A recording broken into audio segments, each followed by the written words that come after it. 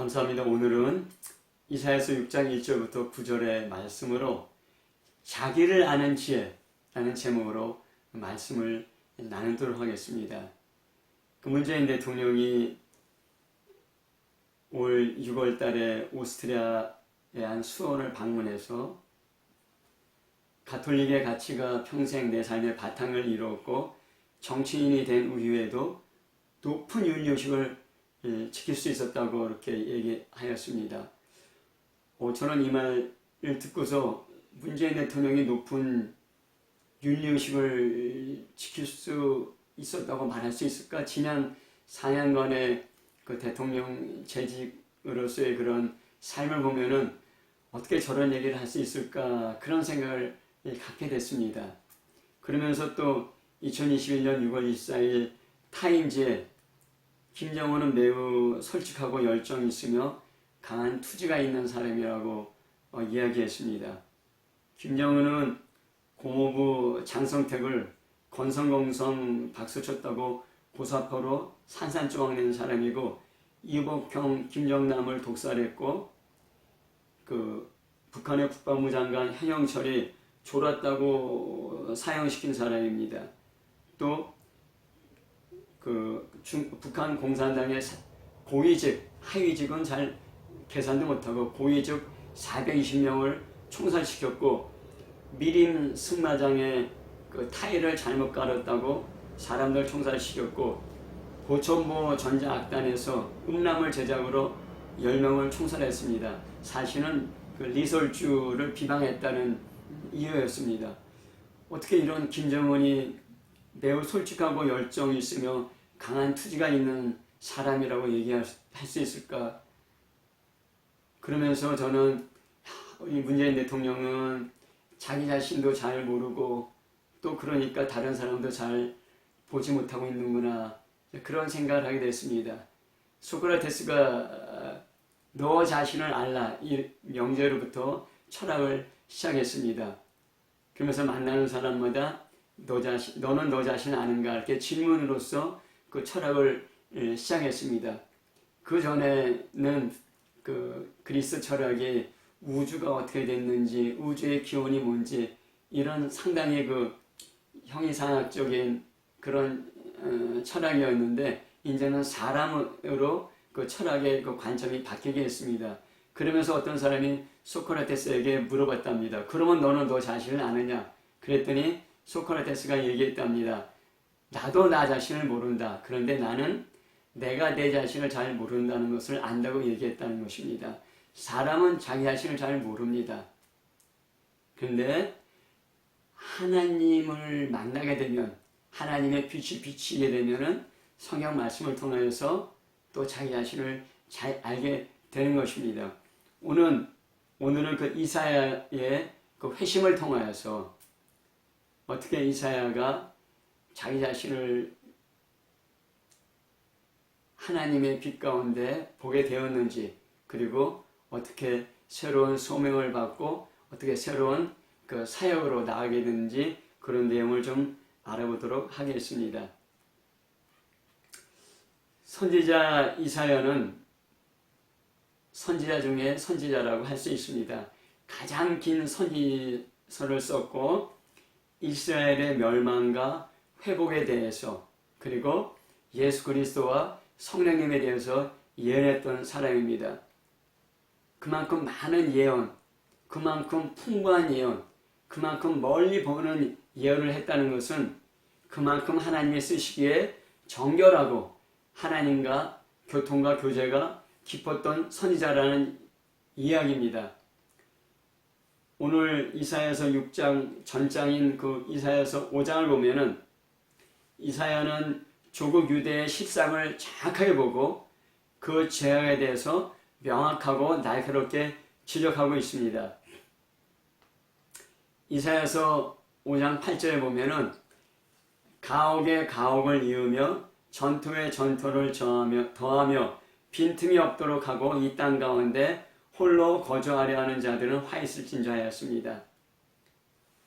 토지 투기, 땅 투기로 일확천금을 누리는 사람이 그 이사야 시대에도 있었고 또 지금도 또 여전히 있는 것을 보면은 참 토지 투기, 땅 투기가 그 역사가 깊은 것을 알 수 있습니다. 그러면서 이사야서 5장 9절에 만군의 여호와께서 내 귀에 말씀하시되 정령이 허다한 가옥이 황폐하리니 크고 아름다울지라도 거주할 자 없을 것이며, 그렇게 전투의 전투를, 토지의 토지를, 가옥의 가옥을 이으며 그렇게 토지로 투기라고 그 일확천금을 얻는 사람도 있지만 결국은 그 가옥들이 다 무너질 것이고 아무도 그 가옥에 살지 못한다고 예언하고 있습니다. 이것은 바벨론의 침공으로 말미암아 예루살렘의 그 아름다운 도시가 멸망되고 그 예루살렘에 살던 그 시민들이 다 바벨론의 포로로 끌려간 것을 통해서 우리가 이 예언이 성취된 것을 알 수 있습니다. 두 번째는 이사야서 5장 11절에 아침에 일찍 일어나 독주 마시며 밤에 깊도록 포도주에 취하는 자들은 화 있을진저 하였습니다. 투기로 돈 벌어서 육신의 정욕 위에 부패한 향락 문화가 그 이사야 선지자 당시에 있었던 것입니다. 지금도 역시 그러한 향락 문화는 여전합니다. 그러면서 그들에게 심판을 얘기합니다. 이사야서 5장 14절에 수월이 욕심을 내어 한량없이 입을 벌린 즉 그들의 호화로움과 그들의 많은 무리와 그들의 떠드는 것과 그 중에서 즐거워하는 자는 거기 빠질 것이라. 그들이 지옥에 다 빠지게 된다는 것입니다. 수월은 지금으로 말하면 음부, 지옥을 말합니다. 그들이 호화로움과 그들이 떠들고 즐기는 향락 문화를 누리고 있지만은 결국은 수월에, 음부에, 지옥에 빠질 것이라고 얘기하고 있습니다. 또 세 번째로는 이사야서 5장 18절에 거짓으로 끈을 삼아 죄악을 끌며 수레줄로 함같이 죄악을 끄는 자는 화 있을진저. 거짓말이 횡행하며 정직하지 못했던 사회였습니다. 성경에는 거짓말하는 자는 지옥에 간다고 계시록에 이야기하고 있습니다. 대한민국에서도 대법원장이 거짓말한 것으로 말미암아 많은 사람의 조롱을 받고 있습니다. 문재인 정부 4년 동안에 서울 아파트가 79% 상승됐는데 경실련 통계입니다. 정부에서는 17% 올랐다고 합니다. 그러면서 정부의 공시가격은 86% 올렸습니다. 거짓말한 것이죠. 감사원 조사에 의해서 원전 경제성이 조작된 것을 알 수 있습니다. 그리고 소득 주도 성장으로 많은 사람들이 어려워졌는데 그래서 그 삶의 지표가 나빠지고 있는데도 통계를 조작해서 많은 사람이 직장을 갖고 있고 삶이 좋아졌다고 하고 있습니다. 대통령 선거에 또 엑스파일이 많은 거짓말이 난동하고 있습니다. 이런 거짓으로 끈을 삼고 죄악을 끌며 수레줄랑 같이 죄악을 끄는 자는 화 있을진저. 화 있다는 얘기는 저주받는다는 얘기입니다. 그런 저주받는 일을 그 당시 이사야 당시에도 하고 지금도 하고 있습니다. 그러면서 그러므로 많은 이익을 얻으려 하지만 결국은 그것이 저주로 끝난다고 성경은 얘기하고 있습니다. 또 이사야서 5장 20절에 악을 선하다 하며 선을 악하다 하며 흑암으로 광명 삼으며 광명으로 흑암 삼으며 쓴 것으로 단 것을 사며 단 것으로 쓴 것을 삼는 화 있을진저. 이런 거짓말을 할 뿐만 아니라 거짓말로 선동하는 것입니다. 거짓과 위선으로 선전하면서 사람들을 자기에게 이익이 되도록 충동한다는 것입니다. 그런 사람들은, 그런 거짓으로 위선으로 선전하는 사람들은 화 있겠다고, 저주받는다고 성경은 분명히 얘기하고 있습니다. 이사야 시대에도 그랬었고 지금도 역시 마찬가지입니다. 그 다음에 5장 22절에 포도주 마시기에 용감하며 독주를 잘 빚는 자는 화 있을진저. 온 사회에 만연한 향락 문화입니다. 투기로 돈 버는 사람뿐만 아니라 온 사회에 이런 향락 문화 퍼져서 사람마다 독주를 잘 빚고 포도주를 마시면서 이런 향락문화에 빠진 것입니다. 이사야 당시에도 그렇고 지금도 그렇습니다. 온 사회에 만연한 향락문화를 이사야는 날카롭게 보고서 심판을 예언하고 있는 것입니다. 그러면서 이사야는 그때 그 당시에 그 유대 여러 가지 죄악이 있지만은 5가지 죄악을 명확하게 보고 날카롭게 지적하며 심판을 예언했습니다. 근데 하나님이 심판하시는데 먼 나라를 불러 유대를 징계하리라고 선포하였습니다.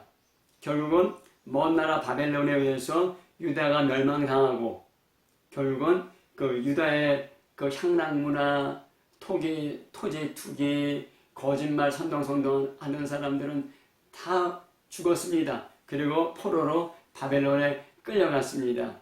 그래서 그 이사야는 심판이 있으니까 회개하라고, 하나님의 심판이 오기 전에 이러한 5가지에 대해서 회개하라고 얘기하고 있는 것입니다.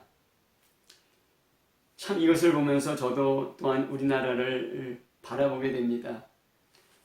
우리나라가 계속 이러한 여러 가지 거짓과 위선과 선전선동과 토지 투기, 향락문화 또한 여러 가지 악을 회개하지 않는다면 하나님의 심판이 있을 것입니다. 근데 하나님의 심판은 우리를 죽이려는 것이 아니라 우리라고 회개하고 다시 새롭게 하려는 것일 것입니다. 이사야는 하나님과 교통하고 말씀을 분명하게 받을 수 있는 신령한 아주 영적인 선지자였습니다. 유대 역사의 흐름을 깊이 있게 보고 선포할 수 있었습니다. 사람이 깨끗하지 못하고 욕심이 있으면 하나님 말씀을 분명하고 깨끗하게 받지 못합니다. 제가 교제했던 사람 중에 예언의 은사를 갖고 있는 사람도 있었고 자칭 선지자라고 하는 사람도 있었지만 그들의 예언이 얼마나 많이 틀린 것을 저는 많이 보았습니다. 하나님이 틀린 것이 아니라 사람이 깨끗하지 못하고 욕심이 있으면 아무리 하나님이 그 말씀을 주셔서 그 말씀이 왜곡되고 그 말씀이 굴절될 수 있기 때문입니다. 이게 사람의 한계입니다. 이렇게 하지만 이사야는 정확하게 하나님 말씀을 듣고 정확히 하나님 말씀으로 그 유대의 역사를 바라보고 그 5가지 죄를 지적하며 하나님의 심판을 예언하며 회개를 촉구했습니다. 그만큼 이사야는 하나님과 깊이 교통하였고 하나님의 말씀을 전달하는데 깨끗하고 정직한 사람이었던 것입니다. 하지만은 이사야가 하나님을 새롭게 만남으로 회개하는 그 내용이 오늘 읽은 이사야서 6장 1절부터 9절의 말씀입니다. 그 이사야를 우리가 잠깐 좀 생각해 보면은 이사야는 예루살렘에 거주하였고 왕실에 출입하였습니다. 당시 예루살렘이라면은 한국에서는 서울의 강남과 같이 아주 그 특권층이라 할까요? 하여튼 그런 사람들이 사는 곳이 예루살렘이었습니다. 그래서 그때 유대 지방에서 그 지역에 살던 사람은 부자들은 자기 재산을 청지기에게 맡기고 자기는 예루살렘에 그 집을 장만해서 예루살렘에 살곤 하였습니다. 그래서 우리가 성경에 보면 청지기의 비유가 나오는데 그것이 이제 이런 그 역사적인 사실을 반영하고 있습니다.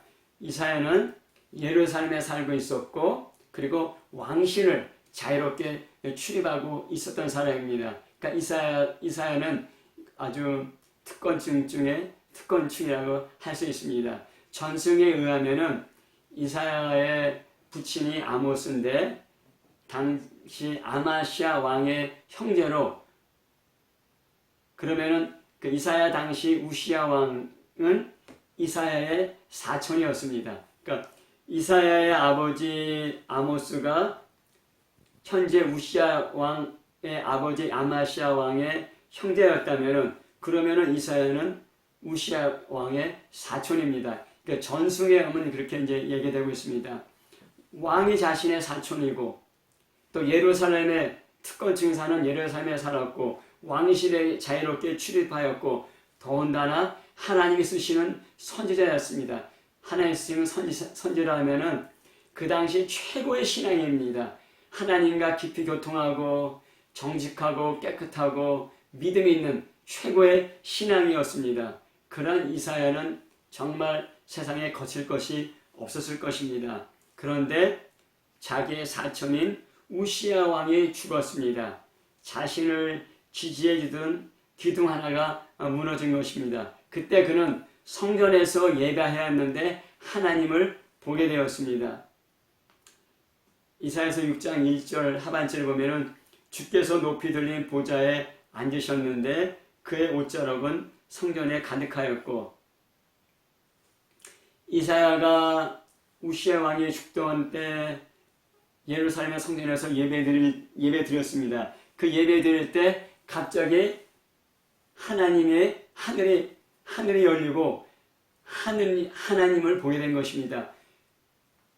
보좌에 앉았는데 하나님의 옷자락은 온 성전에 가득하였습니다. 그 얘기는 온 성전에 하나님의 임재와 하나님의 영광이 가득 찼다는 얘기입니다. 6장 2절에 스랍들이 모시고 섰는데 각기 6날개가 있어 그 둘로는 자기 얼굴을 가리었고 그 둘로는 자기 발을 가리었고 그 둘로는 날며, 스랍은 하나님을 찬양하는 높은 지위의 천사입니다. 이게 하나님의 보좌에 하나님이 앉아 계시고 하나님의 옷자락은 그 성전에 가득하였는데 스랍이 날개 6개를 가지고 날면서 하나님을 찬송했던 것입니다. 그런데 이상한 것은 두 날개로 두 눈을 가리고 두 날개로 발을 가리고 두 날개로만 날았다는 얘기입니다. 왜 그랬을까요? 천사는 죄를 한 번도 짓지 않은 존재입니다. 하지만 죄를 한 번도 짓지 않은 천사도 하나님의 거룩함에 압도되어서 자기 하나님을 바라볼 수 없어서 자기 눈을 가린 것입니다. 자기 발을 가린 것입니다. 그러면서 6장 3절에 서로 불러 이르되 거룩하다 거룩하다 거룩하다 만군의 여호와여 그 영광이 온 땅에 충만하다 하였습니다. 거룩하다 거룩하다 거룩하다 3번 외친 것은 당시 그 최상급을 얘기하는 것입니다. 하나님은 최상의 거룩하신 분이고 그리고 하나님의 영광이 온 땅에 충만하다는 것입니다. 지극히 최고로 거룩하신 하나님, 그의 영광이 온 땅에 충만하는데 우리 눈으로는 보지 못합니다. 우리 눈이 어둡기 때문입니다. 우리 눈이 비늘로 덮였기 때문입니다. 이 비늘이 덮여지고 이 어둠에 물러가고 하나님의 빛이 비춰질 때 우리는 하나님의 영광을, 하나님의 거룩함을 볼 수 있을 것입니다. 그러면서 이사야서 6장 4절에 이같이 화답하는 자의 소리로 말미암아 문지방 터가 요동하며 성전의 연기가 충만한지라. 하나님의 보좌, 하나님의 임재, 스랍 천사들이 하나님을 찬송하는 말미암아 그 성전의 문지방 터가 흔들리고 성전의 연기가 충만한지라. 하나님의 임재와 영광에 문지방 터가 요동할 정도였고 성전의 연기가 충만했다는 것은 하나님의 영광이 충만했다는 것입니다. 그런 하나님의 거룩, 하나님의 영광을 본 이사야 선지자의 반응은 어떠했을까요? 그때 이사야서 6장 5절에 그때 내가 말하되 화로다 나여 망하게 되었도다. 나는 입술이 부정한 사람이요 나는 입술이 부정한 백성 중에 거주하면서 만군의 여호와이신 왕을 배웠음이로다. 그때 이사야는 이스라엘 최고의 신앙인이었습니다. 가장 정결하고 가장 깨끗하고 가장 믿음이 좋고 그래서 정확하게 하나님의 말씀을 받아서 유대에 대해서 유대의 정치 사회 현상에 대해서 예언하고 심판을 선포하고 회개를 촉구했던 그런 선지자의 선지자였습니다. 이사야의 눈에는, 그때 유대에 살던 사람의 눈에는 유대의 죄가 보이지 않았습니다. 그저 토지 투기해서 돈 많이 벌고 향락문화, 거짓말에 선동하고 그래서 이리저리 휩쓸어 다니는 그러한 유대 사람들의 그런 죄를 정확하게 볼 수 있을 정도로 이사야의 눈은 깨끗하고 정결했던 것입니다. 그런데 그런 유대의 죄를 정확하게 보고 명확하게 보고 지적하고 심판을 선고했던 이사야가 하나님을 보면서 자기 자신을 보게 됩니다. 자기 자신을 보면서 첫 번째 나온 반응이 뭐냐면은 화로다 나여 망하게 되었도다. 내가 바로 저주받을 사람이구나. 내가 망할 사람이구나. 입술이 부정한 사람이요. 입술이 부정한 백성 중에 거주하면서 만군의 여호와이신 왕을 배웠습니다. 선지자는 하나님의 입의 역할을 합니다. 그래서 하나님이 하시는 말씀을 받아서 하나님의 말씀을 전하기 때문에 선지자는 하나님의 대변인, 하나님의 입의 역할을 합니다. 그런데 그런 선지자가 내 입술이 부정하다고 망하게 되었던 하는 것입니다. 하나님을 보았을 때 보지 못하던 자기의 죄악을 깨닫게 되고, 보지 못하던 자기의 허물을 보게 되고, 얼마나 자기가 잘못되었는지 깨닫게 된 것입니다. 그러면서 화로다 나로 망하게 되었다 하며 탄식하면서 회개하게 되는 것입니다. 그러자 이사야서 6장 6절부터 8절에 무슨 말씀이 있냐면은, 그때 스라파나가 부젓가락으로 제단에서 집은 바 된 핀숯을 내게 가지고 날아와서 그것을 내 입술에 대매 이르되, 보라 이것이 내 입에 닿았으니 내 악이 제하여졌고 내 죄가 사하여졌느니라. 내가 또 주의 목소리를 들으니 주께서 이르시되 내가 누구를 보내며 누가 우리를 위하여 갈고 하시니 그때 내가 이르되 내가 여기에 있나이다. 나를 보내소서 하였습니다. 이사야는 이미 하나님에 의해서 선지자로서 쓰임받던 당대 최고의 신앙인이었습니다. 근데 그가 성전에서 하나님의 거룩과 영광을 보았을 때 자기가 얼마나 부정한 사람인지, 제가 얼마나 죄가 많은 사람인지 깨닫게 되고 탄식하며 회개할 때 하나님께서 즉각적으로 그 죄를 사하시고 이사야를 더 깨끗게 하시고, 그리고 악을 제하시고 새로운 소명을 주신 것입니다. 새로운 일을 주신 것입니다. 비록 이사야는 탁월한 선지자였지만은 거룩한 하나님을 배웠을 때 자신의 악이 보여지고 깨달아지고 탄식하면서 회개하고, 그때 하나님께서 죄 용서하셨던 것입니다.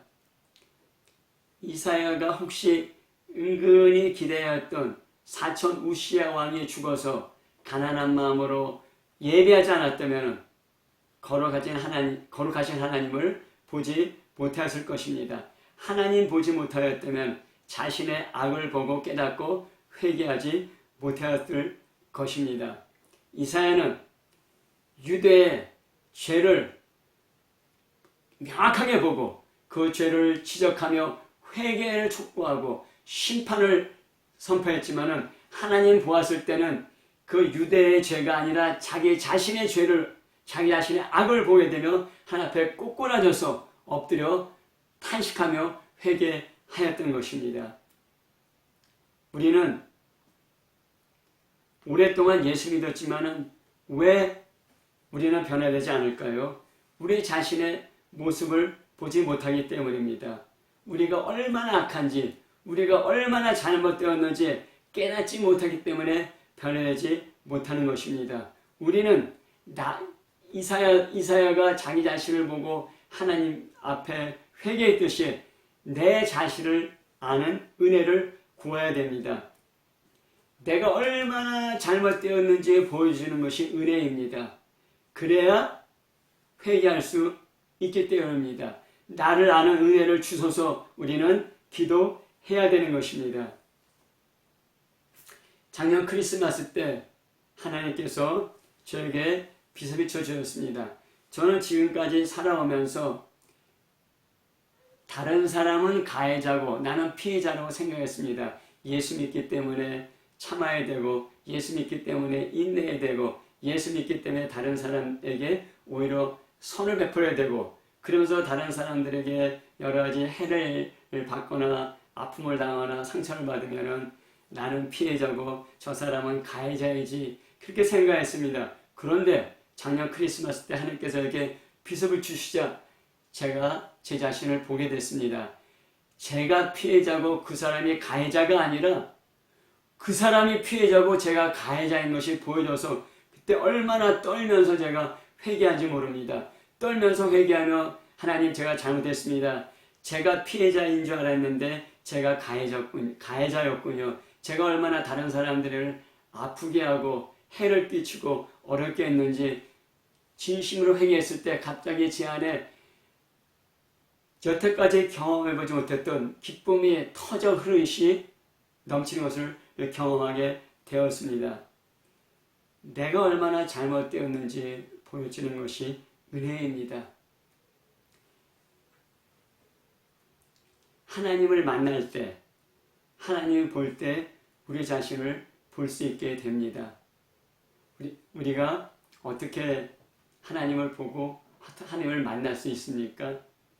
물론 예배드리고 기도하고 또 그런 것도 우리가 하나님을 만나고 하나님을 경험할 수 있지만은, 하나님은 하나님 자신이 어떤 분인지 성경에 나타내 주셨습니다. 우리가 성경 말씀은 거울 같습니다.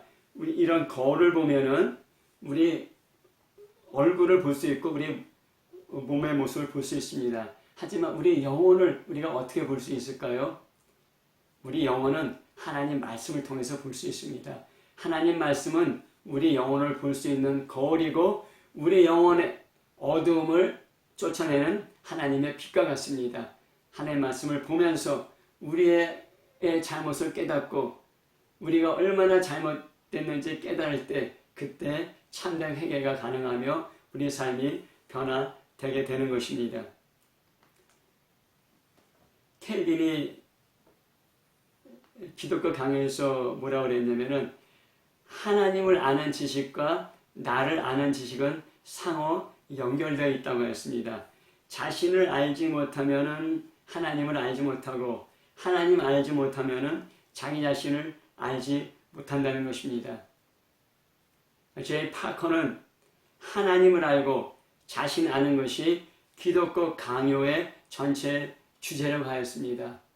우리가 하나님께 기도하며 하나님께 여러 가지 요청을 하며 하나님께 여러 가지 도움을 구합니다. 하나님은 그런 요청에 들으시고 응답하시며 또 우리가 하나님께 도움을 구할 때 하나님께서 도와주십니다. 근데 우리가 참으로 구해야 될 것이 무엇이냐면은 나를 아는 지혜입니다.